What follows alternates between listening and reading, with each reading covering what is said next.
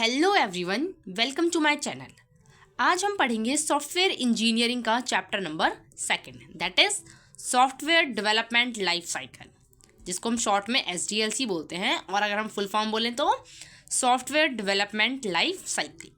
SDLC software development life cycle जो है ये क्या एक प्रोसेस होता है जिसके अंदर हम सॉफ्टवेयर को डिज़ाइन करते हैं, डेवलप करते हैं और टेस्ट करते हैं। क्लियर? SDLC क्या है? SDLC हमें बताता है पूरा का पूरा प्रोसीजर स्टेप बाय स्टेप कि हमें पहले क्या करना है, फिर क्या करना है, फिर क्या करना है। तो जैसे कि जो सॉफ्टवेयर की पूरी जो साइकिल है, जो हम सॉफ्टवेयर बना रहे हैं, उसकी स्टार्टिंग से लेकर, ठीक है, और एंडिंग तक की पूरी क्या होती है, पूरी की पूरी साइकिल होती है कि हमने बनाना स्टार्ट किया और बनकर हमारा सॉफ्टवेयर तैयार हो गया। ठीक है, तो उसमें क्या है, उसमें कई सारे स्टेप्स होते हैं। पहले डिज़ाइन करते हैं, डेवलप करते हैं, टेस्ट करते हैं, ठीक है, उसके बाद मेंटेनेंस, कई सारी चीज़ें आती हैं। ओके, अब SDLC जो है पूरी जो सॉफ्टवेयर डेवलपमेंट की लाइफ साइकिल है, यानी कि हम सॉफ्टवेयर को डेवलप कर रहे हैं। ठीक है, तो सॉफ्टवेयर डेवलपमेंट जो लाइफ साइकिल है, इसके अंदर इसका गोल ये होता है मतलब हमारा कुल मिला के ये मानो कि मेन पर्पस क्या है। मेन पर्पस होता है कि एक हाई क्वालिटी और एक मेंटेनेबल सॉफ्टवेयर बनाना है जो कि यूज़र्स की रिक्वायरमेंट को फुलफ़िल करे। ठीक है, SDLC की बात करें अगर हम सॉफ्टवेयर इंजीनियरिंग में, तो SDLC मॉडल्स जो होते हैं वो क्या करते हैं, वो आउटलाइन करते हैं, यानी कि वो हमें एक पूरा प्लान बताते हैं कि देखो आप इस तरीके से बना सकते हो, या एक ये प्लान है जिसके अंदर ये स्टेजेस हैं, आपको पहले ये करना पड़ेगा, फिर ये। तो अब क्या है, इस टाइप से कई सारे हम क्या देखेंगे, मॉडल्स देखेंगे। ओके, स्टेजेस क्या क्या होती हैं SDLC में? सॉफ्टवेयर डेवलपमेंट लाइफ साइकिल में कई सारी स्टेजेस होती हैं, कई सारे स्टेप्स होते हैं कि पहले ये करना है, फिर वो करना है, फिर ये करना है। इस तरीके से SDLC हमें बताता है कि कौन सा टास्क जो है हमें किस स्टेज पे करना है। ठीक है, इंजीनियर कब डिज़ाइन करना है, कब इंजीनियर्स जो होते हैं, डेवलपर्स जो होते हैं, उन्हें पता चलता है कि अगर हम ये वाला प्लान फॉलो कर रहे हैं तो इस प्लान में हमें इस स्टेज पर ये काम करना है, इस स्टेज पर ये काम करना है। ठीक है, और हम यहाँ पे जो मेनली ध्यान रखते हैं वो कस्टमर्स की एक्सपेक्टेशंस का रखते हैं। किसका ध्यान रखते हैं? कस्टमर की एक्सपेक्टेशंस का ध्यान रखते हैं कि वो एक्चुअल में सॉफ्टवेयर से क्या एक्सपेक्ट करते हैं, कि वो किस तरीके से वर्क करे, उसके अंदर क्या क्या फीचर्स होने चाहिए, क्या क्या फंक्शंस वो परफॉर्म करे, और हमें उसका बजट का भी ध्यान रखना पड़ता है।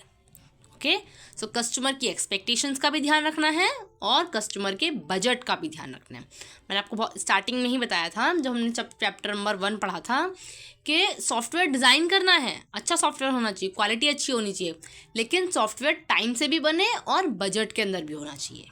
सो अब हम यहाँ पे क्या देखेंगे, अब हम यहाँ पे देखेंगे cycle, that is number 1, 2, 3, 4, 5 and 6। So SDLC जो है उसको हम क्या है, टोटल कितनी फेजेस में, 6 फेजेस में पढ़ेंगे, या फिर आप बोल सकते हो 6 स्टेजेस में हम उसको पढ़ने वाले हैं। सबसे पहले आ जाता है प्लानिंग एंड रिक्वायरमेंट एनालिसिस।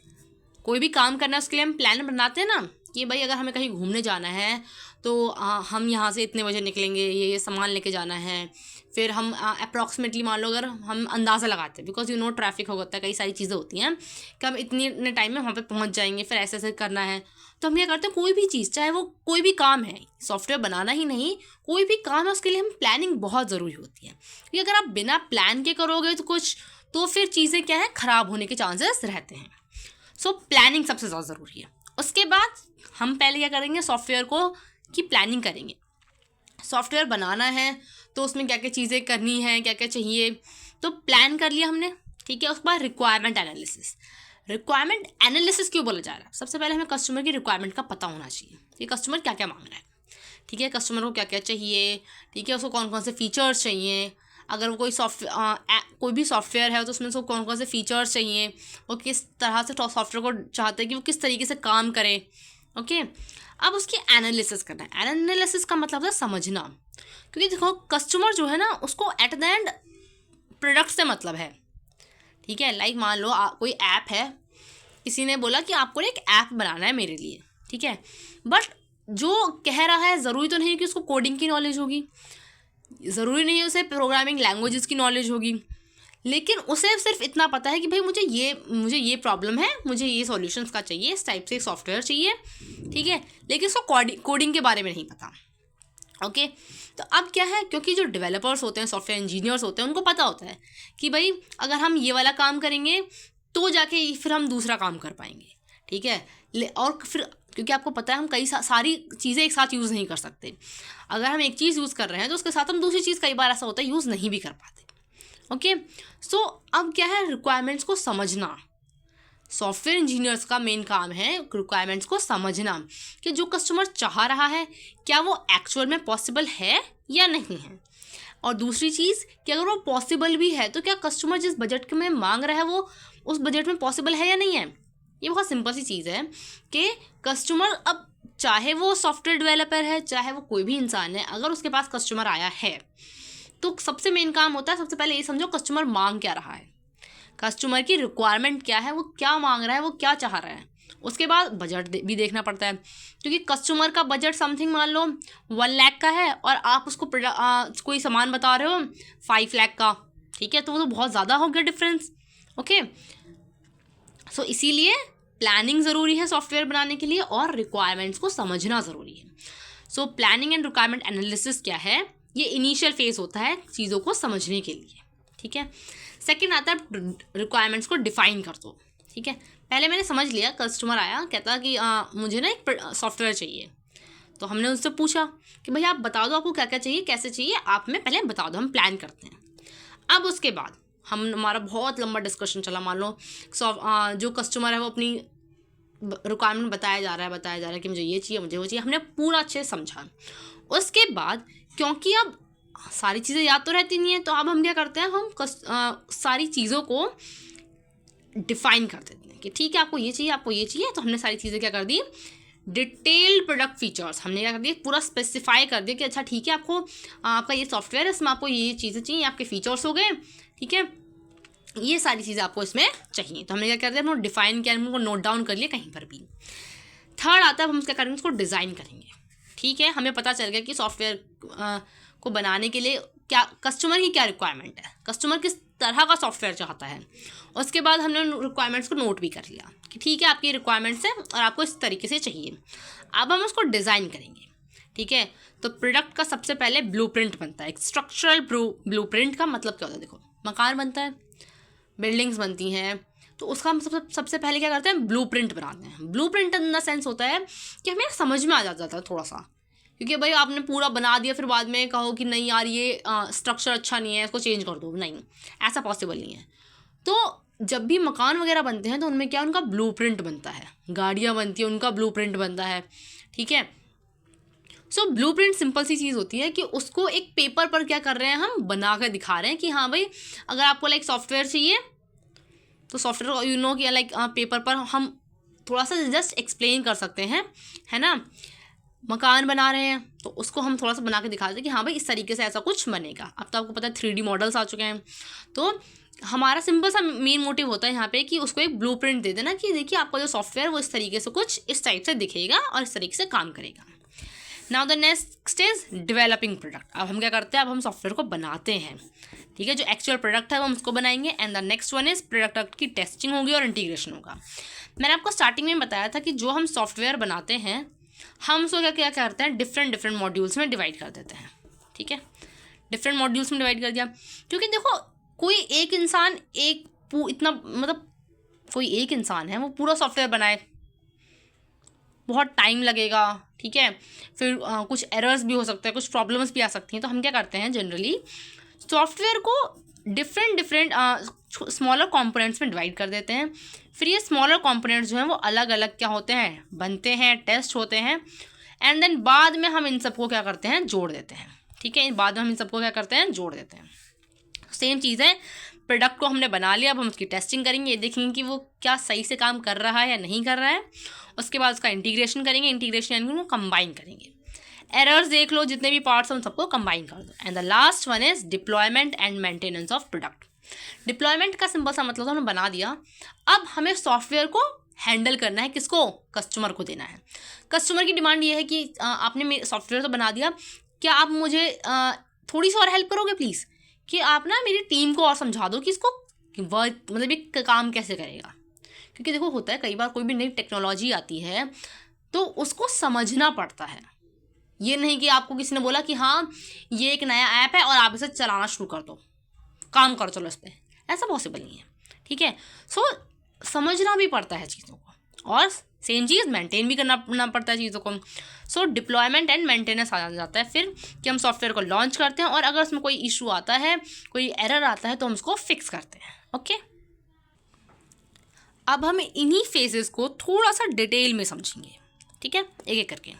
सो सबसे पहली क्या है, प्लानिंग एंड रिक्वायरमेंट एनालिसिस। मैंने आपको बताया था कि प्लानिंग क्या सबसे इंपॉर्टेंट स्टेप होता है, प्लान ही करना है सबसे पहले।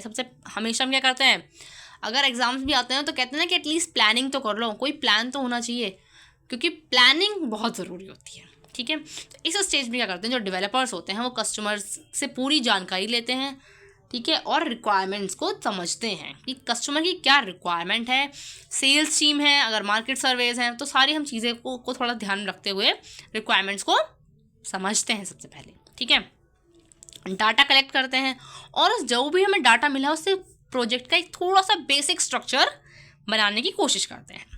ओवरऑल क्वालिटी जो है सॉफ्टवेयर की, वो क्या है, प्लानिंग के ऊपर डिपेंड करती है। जैसे कहते हैं ना कि एग्जाम्स में जो आपके नंबर आएंगे ना वो आपकी प्लानिंग पर डिपेंड करेंगे, लेकिन मेन क्या होता है, मेन एग्जीक्यूशन पर डिपेंड करेंगे। आई एग्री, बट अगर आप मानो कि आपका जो सिलेबस है उसमें बहुत सारे चैप्टर्स हैं, आपने प्लान ही नहीं किया कि भाई पहले कौन सा पढ़ना है, फिर कौन सा पढ़ना है, या पहले कौन सा सब्जेक्ट कवर करूँ, फिर उसके बाद कौन सा सब्जेक्ट पढ़ूँ, तो क्या जब प्लानिंग ही नहीं है तो फिर एग्जीक्यूशन कैसे होगा। वो तो फिर तो वही वाली बात होगी, एक दिन पहले पढ़ के और बस दे दिया पेपर, पास हो गए तो ठीक, वरना फिर अगली बार देखेंगे। ठीक है, सो ऐसे नहीं होता है। हम हर जगह ये टेक्निक अप्लाई नहीं कर सकते कि नहीं भाई कोई बात नहीं, अगर प्लान नहीं है कोई दिक्कत नहीं है, एक दिन पहले कर लेंगे, ऐसे नहीं होता। ओके, सो प्लानिंग ज़रूरी है।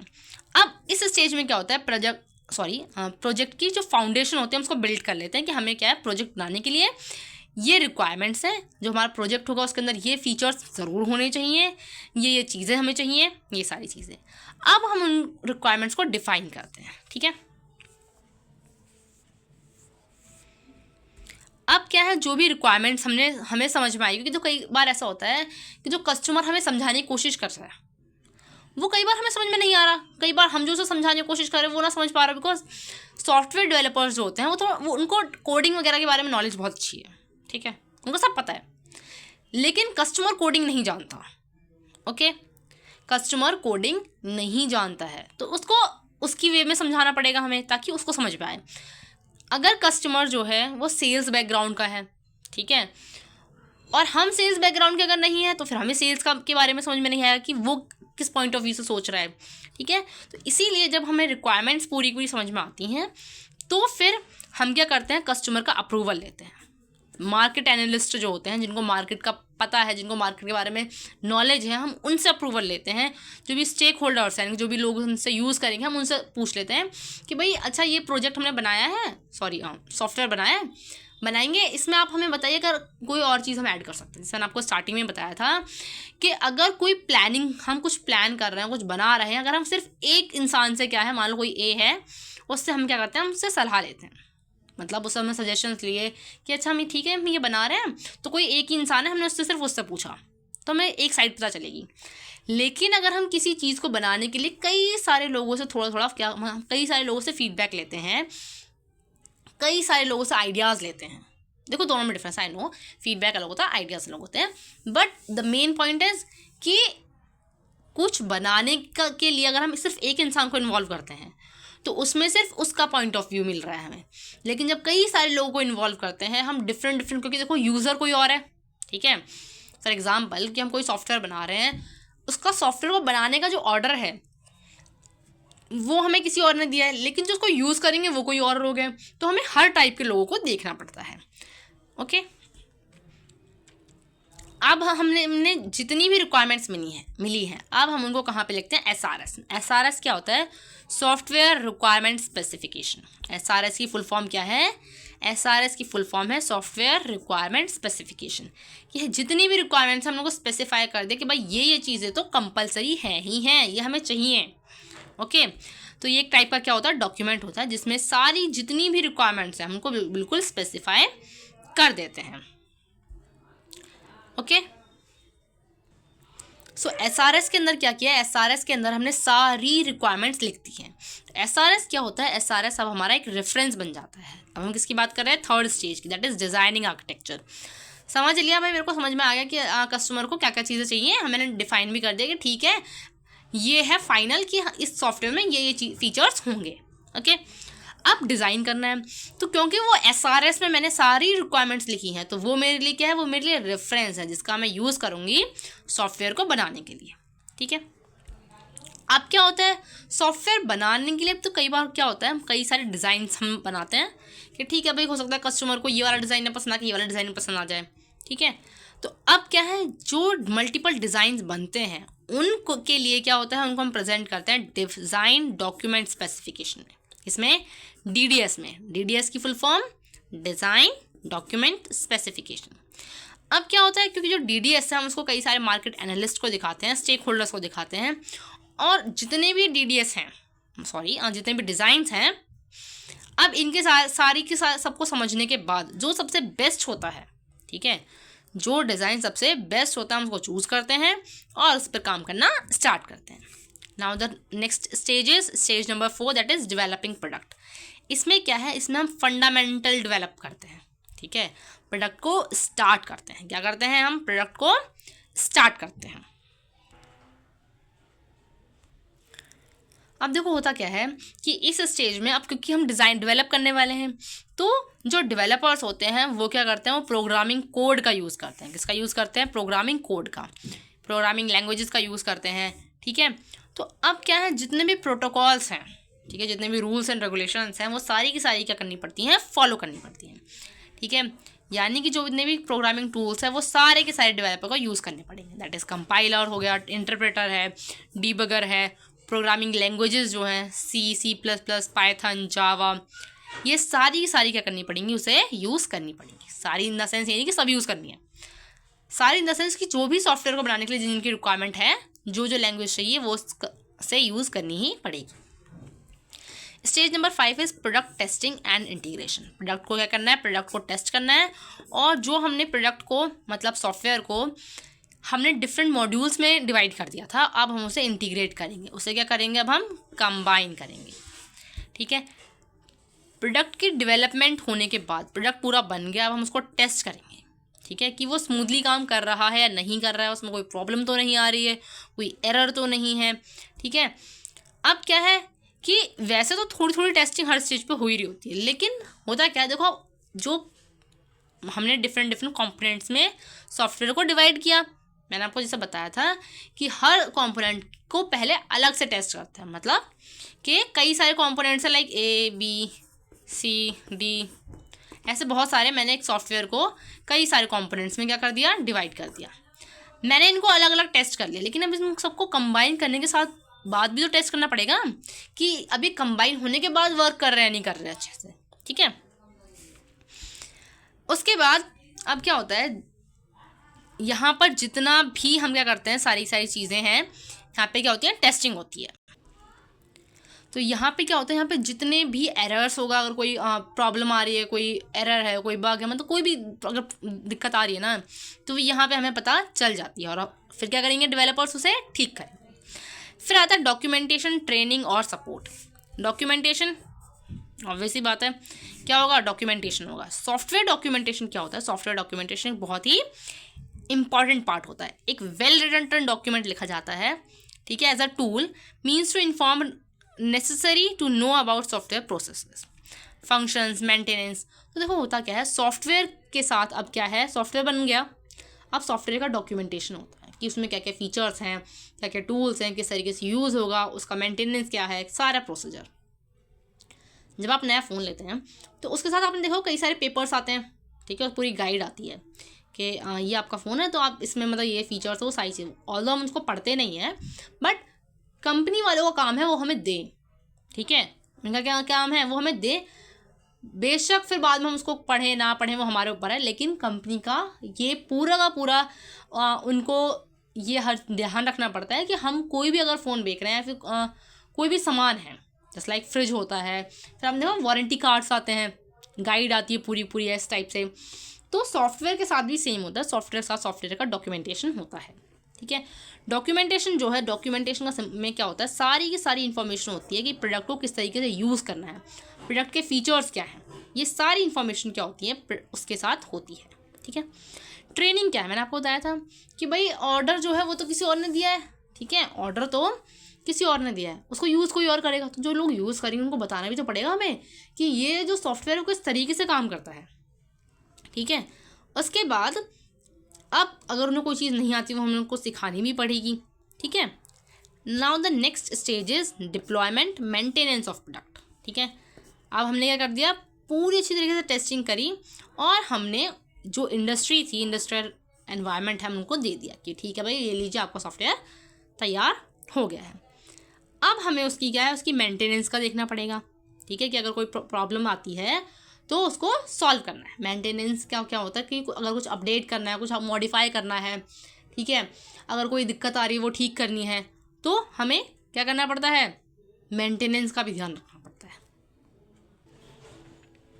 तो आई होप आपको इस 6 फेजेस जो हैं, यानी कि 6 स्टेज जो होती हैं SDLC की, सॉफ्टवेयर डेवलपमेंट लाइफ साइकिल की, वो क्लियर हुई होंगी।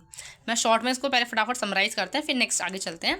पहली होती है प्लानिंग करना है और रिक्वायरमेंट एनालिसिस, यानी कि सबसे पहले प्लान बनाओ कि भाई मतलब सॉफ्टवेयर बनाना कैसे है, क्या क्या रिक्वायरमेंट्स है कस्टमर्स की, उसके बाद उन रिक्वायरमेंट्स को अच्छे से डिफाइन कर लो। ठीक है, क्लियर कर लो कि भाई ये चीज़ें हैं जो इसमें सॉफ्टवेयर में होनी चाहिए। फिर आर्किटेक्चर डिज़ाइन होता है, एक सिंपल सा ब्लूप्रिंट कह सकते हैं हम इसे, जो हम कस्टमर को देते हैं कि आपका जो सॉफ्टवेयर है वो कुछ इस तरीके से दिखेगा। एंड देन हम उसको बनाते हैं, कोडिंग की हेल्प, कोड करते हैं, सारी चीज़ें होती हैं। फिर आगे तक प्रोडक्ट पूरा बन गया, उसकी टेस्टिंग करते हैं, और अगर हमने उसको जो छोटे छोटे कंपोनेंट्स में डिवाइड किया हम उसको कंबाइन करते हैं। उसके बाद डॉक्यूमेंटेशन होता है पूरा, कि उसमें पूरा लिखा जाता है कि क्या क्या फीचर्स हैं, किस तरीके से इसको यूज़ करना है, वो सारी चीज़ें। फिर ट्रेनिंग होती है, फिर सपोर्ट प्रोवाइड करते हैं कि अगर आपको कोई और हेल्प भी चाहिए तो हम अपनी साइड से कर देंगे। एंड द लास्ट इज कि हम सॉफ्टवेयर को उनको डिलीवर कर देते हैं। ओके, अब आगे चलते हैं। सो हमने SDLC की सॉफ्टवेयर डेवलपमेंट लाइफ साइकिल की फेजेस देख ली है। अब हम देखते हैं SDLC के कुछ मॉडल्स होते हैं, जैसे मैंने आपको बताया था कि SDLC क्या है। SDLC basically software development life cycle जो है उसमें स्टेजेस होती हैं। ठीक है, स्टेज 1 2 3 4, हमें पता है कि स्टेज 1 पे ये टास्क होंगे, स्टेज 2 पे ये टास्क करने हैं। तो अब इन्हीं स्टेजेस जिसको यूज़ करते हुए, ठीक है, कुछ मॉडल्स हैं। ओके, तो क्या है, कुछ मॉडल्स हैं कि इस स्टेज में आप ये कर सकते हैं, इस स्टेज में आप ये कर सकते हो। अब हम यहाँ पे क्या करेंगे, कुछ मॉडल्स के बारे में पढ़ेंगे। SDLC मॉडल्स जो होते हैं वो हमें बताते हैं कि किस तरीके से हमें ऑर्गेनाइज करना है और मैनेज करना है स्टेप्स को। मैंने आपको बताया कि सॉफ्टवेयर को बनाते वक्त जब हम बनाएंगे तो उसमें क्या कई सारे डिफरेंट स्टेप्स होते हैं। तो अब क्या है, जो मॉडल्स हैं ये क्या करते हैं, ये हमें बताते हैं कौन सा वाला स्टेप कैसे करना है, मतलब पहले कौन सा करना है, फिर दूसरा, फिर तीसरा। इन सब में क्या है, डिफरेंस है। SDLC मॉडल्स जो हैं वो क्या है, एक दूसरे से डिफरेंट है, ऑब्वियस सी बात है, तभी अलग अलग है। ठीक है, लेकिन इनका मेन मोटिव क्या है कि सॉफ्टवेयर बनना चाहिए। ठीक है, अब आपको याद होगा कि आपने मॉडल्स पढ़े थे, एटम के मॉडल्स पढ़े थे साइंस में, अगर आपको याद हो तो। ठीक है, उसमें कई सारे, पहले एक मॉडल आता है, फिर दूसरा, फिर तीसरा, फिर चौथा। अब क्या है, पहला वाला आया उसमें कुछ प्रॉब्लम हो गई है ना, उसके बाद फिर दूसरा आया उसमें कुछ अभी इसमें कुछ लिमिटेशंस थी, फिर हम नेक्स्ट पढ़ते हैं। तो साइंस में आपने केमिस्ट्री में पढ़ा होगा कि हमने मॉडल्स पढ़े हैं, सेम यहाँ पे होता है। ठीक है, सेम ही चीज़ है कि आप मॉडल पढ़ोगे, उसमें कोई ना कोई उसमें कुछ उसकी डिसएडवांटेज होगी, कुछ लिमिटेशन होगी, फिर हम एक नया मॉडल पढ़ेंगे। इसी तरीके से अब क्या है, जो मॉडल्स हैं जो हम पढ़ने वाले हैं वो हर मॉडल एक डिफरेंट सिचुएशन के लिए, मान लो अगर हमें ये सिचुएशन है तो हम इस मॉडल का ईजिली यूज़ कर सकते हैं। तो स्टार्ट करते हैं। Each model defines a specific process. ठीक है, हर मॉडल क्या है, एक स्पेसिफिक प्रोसेस डिफाइन करता है। जैसे कैसे, प्लानिंग है, डिज़ाइनिंग है, बिल्ड करना है, टेस्ट करना है और मेंटेन करना है पूरा का पूरा सिस्टम। अब मेन चीज़ मैंने आपको क्या बताई कि मॉडल, कौन सा वाला मॉडल चूज़ करना है। ठीक है, SDLC मॉडल जो हम पढ़ेंगे उनमें से कौन सा वाला बेटर रहेगा, तो वो डिपेंड करता है कि प्रोजेक्ट का साइज़ क्या है। छोटा प्रोजेक्ट है तो ज़्यादा तामझाम की ज़रूरत नहीं है, ईजीली हो जाएगा। लेकिन अगर एक बहुत बड़ा प्रोजेक्ट है, एक बहुत बड़ा, मतलब बहुत ही ज़्यादा बड़ा प्रोजेक्ट है, तो हमें वहाँ पर बहुत केयरफुल होने की ज़रूरत है, ज़्यादा एक्स्ट्रा प्लानिंग की ज़रूरत है। ठीक है। कॉम्प्लेक्सिटी भी देखनी पड़ेगी, बहुत ईजी सा सॉफ्टवेयर बनाना है कोई नहीं, ज़्यादा प्लानिंग की नीड नहीं है, लेकिन अगर बहुत कॉम्प्लेक्स सॉफ्टवेयर बनाना है तो हम प्लानिंग की ज़्यादा नीड है। फिर रिक्वायरमेंट्स देखनी पड़ती हैं। तो कोई भी सॉफ्टवेयर बनाने के लिए हमें कौन सा मॉडल चूज़ करना है, उसके लिए वो क्या सबसे पहले क्या देखेंगे, हम प्रोजेक्ट का साइज़ देखेंगे। साइज़ क्या एक्चुअल में कि ज़्यादा लार्ज स्केल पे उनको यूज़ करना है, ऐसे बहुत ही एक आधे लोगों को यूज़ करना है सिर्फ, उसकी कॉम्प्लेक्सिटी क्या है और उसकी रिक्वायरमेंट क्या है। तो हम 6 SDLC मॉडल्स पढ़ेंगे। Waterfall model, prototype model, iterative model, spiral model और रैपिड एप्लीकेशन डेवलपमेंट मॉडल, और CMM capability maturity model. Okay, so waterfall model क्या है, अभी फ़िलहाल आज के लिए हम बेसिक जान लेते हैं कि एक्चुअल में ये मॉडल्स होते क्या हैं। डिटेल में हम इनको एक करके आगे पढ़ेंगे। ओके, सो वाटरफॉल मॉडल क्या कहता है कि फर्स्ट एंड सिंपलेस्ट मॉडल है। सबसे पहला मॉडल जो है SDLC में, मतलब सॉफ्टवेयर डेवलपमेंट लाइफ साइकिल, जो सबसे पहला मॉडल है हमारे पास किसी भी सॉफ्टवेयर को बनाने के लिए, सबसे पहला मॉडल जो आया था वो था वाटरफॉल मॉडल। ये कहता है steps go one after another. एक काम है, मतलब पहला स्टेज है, पहला स्टेप है, पहले ये पूरा स्टेप कंप्लीट करो, उसी के बाद अगले स्टेप पे जाना। और अगर तुम अगले स्टेप पे चले गए तो इसका मतलब ये नहीं तुम्हारा मन किया तुम पहले आ जाओगे, नहीं, पहला स्टेप अच्छे से कंप्लीट कर लो, उसके बाद नेक्स्ट स्टेप पे जाओ, फिर नेक्स्ट कंप्लीट करो, फिर उसके बाद फर्स्ट कंप्लीट किया, फिर सेकंड पे, सेकंड कंप्लीट किया, थर्ड पे, इस तरीके से। लेकिन इसमें मेन प्रॉब्लम, अगर तुम थर्ड पे चले गए और तुम्हें याद आया सेकंड स्टेप में ना ये काम रह गया था, वापस कर चल लूँ, पर ऐसा पॉसिबल नहीं है इसमें। Okay, now the next is prototype model. Prototype की सिंपल सी फॉर्म में क्या मतलब है, प्रोटोटाइप का सैंपल। प्रोटोटाइप मॉडल का मतलब क्या होता, प्रोटोटाइप का मतलब होता है सैंपल। तो हम क्या करते हैं, हम एक सैंपल का यूज़ करते हैं ये समझने के लिए कि एक्चुअल में सामने वाले की नीड्स क्या हैं। ठीक है, तो हम क्या उसको एक सैंपल बना के दिखाते हैं कि देखिए यह सैंपल है, अगर आपको ये समझ में आया या इसमें अगर आप कुछ चेंजेस कराना तो अभी करा लो।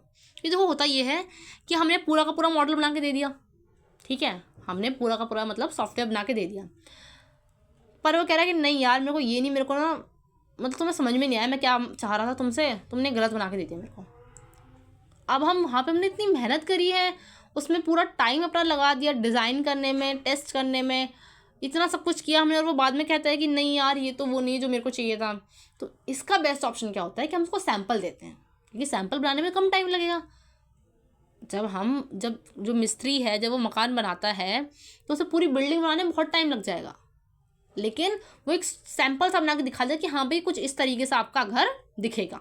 ठीक है, 3D मॉडल्स होते हैं, आपने देखा होगा कि आजकल उनका बहुत यूज़ होता है कि भाई पूरी बिल्डिंग बनाने से बेटर है हम एक 3D मॉडल को बना के दिखा देंगे कि इस तरीके से होगा। अगर आपको कुछ चेंजेस कराने हैं अभी आप पहले सैंपल में ही चेंज करा लो, बाद में बनने के बाद ये मत कहना कि भाई ये नहीं ऐसा नहीं ऐसा चाहिए था। तो इसीलिए क्या होता है, इसीलिए आता है प्रोटोटाइप मॉडल, जहाँ पर सैंपल का यूज़ किया जाता है कस्टमर की नीड्स को जानने के लिए। जैसे मैंने आपसे कहा था पहले भी कि कस्टमर को कोडिंग के बारे में नहीं पता, ठीक है, और जो डेवलपर हैं, जो सॉफ्टवेयर इंजीनियर्स हैं, उनको कस्टमर के बारे में पता है, मतलब वो जानती है कस्टमर क्या चाह सकता है, बट उनको भी एग्जैक्ट नहीं पता कि वो क्या चाह रहा है जब तक उसको रिक्वायरमेंट एग्जैक्टली नहीं पता बताएगा वो।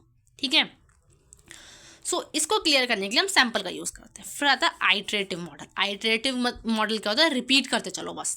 कैसे, क्या रिपीट करना है, रिपीट करने का मतलब है कि सबसे पहले एक स्मॉलर वर्जन बनाया और उसके बाद उसमें इंप्रूवमेंट करते चले गए। मैंने एक सैंपल बना दिया, अब मैंने इसको दिखाया कि भाई ले तू पहले देख इसमें तेरे को क्या दिक्कत आ रही है। उसने बोला यार इसमें ना ये भी चेंज करना है, वो भी चेंज करना है, ये भी करना है, ये भी करना है। हमने बोला ठीक है, जैसे तूने बोला हम इसको इम्प्रूव करते थे। ठीक है, 2 तरीके होते हैं, पहला कि भाई मैंने सैंपल दिखाया उसे, उसको पसंद आया, ठीक है, नहीं पसंद आया मैंने फिर दूसरा सैंपल बनाया, दूसरा मैंने शुरू से बनाया। ठीक है, तो दोनों में डिफरेंस है। सैंपल शुरू से बनाना दूसरा ज़्यादा मेहनत लगेगी, और उसी सैंपल को में चेंजेस करके उसमें इम्प्रूवमेंट करके उसको उसके अकॉर्डिंग कर देना, इसमें कम टाइम लगेगा। ठीक है, सो आइटरेटिव मॉडल क्या कहता है, आइटरेटिव मॉडल कहता है कि उसके इम्प्रूवमेंट्स करते रहो, रिपीट करते रहो। ठीक है, एक छोटे से वर्जन में सॉफ्टवेयर बनाओ और फिर इम्प्रूवमेंट्स उसमें करते रहो। फिर आता है स्पाइरल मॉडल। स्पाइरल मॉडल जो है वो प्रोटोटाइप और आइटरेटिव का मिक्स है। ये कैसे? With risk checking at each stage. वो हर स्टेज पे क्या है, रिस्क चेक करता रहता है कि भाई यहाँ पे चेक कर लिया, यहाँ पे चेक कर लिया, अच्छा ठीक है भाई यहाँ तक तो कोई प्रॉब्लम नहीं आई, अब आगे चलते हैं थोड़ा सा, ठीक है। तो होता है ना कि हम कोई प्लान बनाया हमने, तो हमने डिफाइन किया कि चलो भाई पहले इतना यहाँ नॉर्थ वाले लोगों को दिखाते हैं। फॉर एग्जांपल आपने कोई डिश बनाई है, करेक्ट, तो आपने क्या किया, पहले आपने अपनी फैमिली में सबको टेस्ट करा लिया, फिर आपने अपने नेबर्स को टेस्ट कराया कि हाँ यार अच्छी है, मतलब लाइक वर्क कर सकता है, अगर हम बिजनेस करेंगे तो चल जाएगी। फिर आपने अपने थोड़ा और उसको एक्सटेंड किया, ठीक है। फिर आपने सोचा कि डिफरेंट जो स्टेट के लोग हैं उनको टेस्ट कराते हैं, तुम्हारे आसपास में लोग रहते हैं, तुमने उनको टेस्ट कराया, फिर लोगों ने तुम्हें आइडियाज़ दिए, ठीक है। तो इस तरीके से क्या होता है, चीज़ों में हम रिस्क चेक करते रहते हैं हर स्टेज पे, ठीक है। सो स्पायरल मॉडल क्या है, प्रोटोटाइप और आइटरेटिव का मिक्सचर है, जिसमें हम हर स्टेज पे रिस्क चेक करते हैं। फिर आता है next RAD, rapid application development model. ये क्या कहते हैं, ये फोकस करता है फास्ट डेवलपमेंट में using reusable parts end user feedback. ये कहता है कि भाई जो पार्ट्स रीयूजेबल हैं, यानी कि मैंने तुम्हें बताया था कि जब हम सॉफ्टवेयर को मॉड्यूल्स में डिवाइड करते हैं ना, छोटे छोटे कॉम्पोनेंट्स में डिवाइड करते हैं, तो उसमें हम रीयूजेबिलिटी का भी ध्यान रखते हैं। जैसे लॉगिन सिस्टम है, हर जगह सेम है, या तो मेल ID या मोबाइल नंबर, OTP आएगा या आपके पास पासवर्ड होगा, ठीक है। अगर आप मोबाइल नंबर डालते हैं तो OTP आएगा, OTP डालिए और आप लॉगिन कर सकते हैं। मेल ID है तो मेल ID पे OTP आएगा, फिर आप मेल ID का जो आपने अपनी ID बनाई उसका पासवर्ड डालिए, ठीक है। तो इस तरीके से होता है। अब तो क्या है, यहाँ पर क्या होता है, फास्ट डेवलपमेंट पे फोकस करते हैं कि भाई फटाफट बस बनाना है, ठीक है। जो भी रीयूजेबल पार्ट्स हैं उनको यूज़ करो, फिर यूज़र का फीडबैक लो और बनाते चलो। फिर आता है last model, that is CMM, capability maturity model. And let me tell you one thing, कि जो 6 मॉडल्स मैंने लिए हैं ये आपके जो प्रीवियस ईयर क्वेश्चन पेपर्स हैं उनमें से लिए हैं, ठीक है, जो उसमें मोस्ट ऑफ आए हैं, ठीक है। सो कैपेबिलिटी मैच्योरिटी मॉडल क्या करता है, ये मेजर करता है how good the company software process is and helps make it better. Capability maturity model देखता है कि कंपनी का जो एक्चुअल में अभी सॉफ्टवेयर है वो कैसा है, ठीक है, और उसको थोड़ा बेटर बनाने की कोशिश करता है। सो ये आपके 6 मॉडल हैं। वाटरफॉल मॉडल क्या है, सिंपल सीक्वेंशियल प्रोसेस है, एक स्टेप के बाद दूसरा स्टेप, दूसरे के बाद तीसरा, चौथा, पांचवा, छठा, इस तरीके से।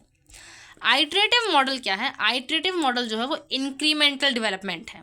आइटरेटिव मॉडल जो है वो इंक्रीमेंटल डेवलपमेंट है, ठीक है। आइटरेशंस होती हैं कि आप क्या कर रहे हैं, सैम्पल के बाद सैम्पल, इस टाइप से यूज़र की नीड्स को समझ रहे हैं और अपना सैम्पल प्रोवाइड कर रहे हैं उन्हें।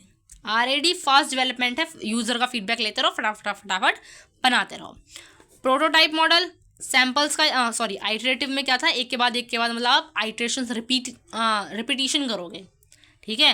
क्या कर रहे हो, आपने बनाया, यूज़र का फीडबैक लिया, उसने जो चेंजेस बोले वो आपने किए, फिर आपने यूज़र को दिखाया, फिर चेंजेस किए, इस टाइप से।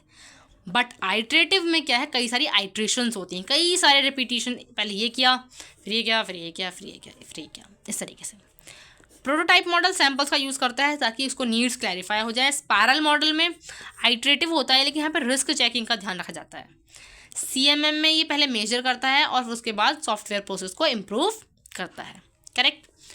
अगर आपको कोई भी डाउट है इससे रिलेटेड जो भी अभी तक मैंने समझाया है तो आप मुझे कमेंट में पूछ सकते हैं, और टेलीग्राम पे आपको ये जो नोट्स हैं वो सॉफ्ट कॉपी में प्रोवाइड हो जाएंगे। टेलीग्राम का लिंक आपको डिस्क्रिप्शन में मिल जाएगा और चैनल पर भी जाकर मिल जाएगा। Please like, share and subscribe my channel, and if you have any doubt please ask me, okay. And thanks for watching, thank you so much. अब हम नेक्स्ट वीडियोज़ में देखेंगे हर एक मॉडल को एक एक करके, ओके। उसके एडवांटेज, उसके डिसएडवांटेज, उसके फेजेस, वो सारी चीज़ें पढ़ेंगे, ओके।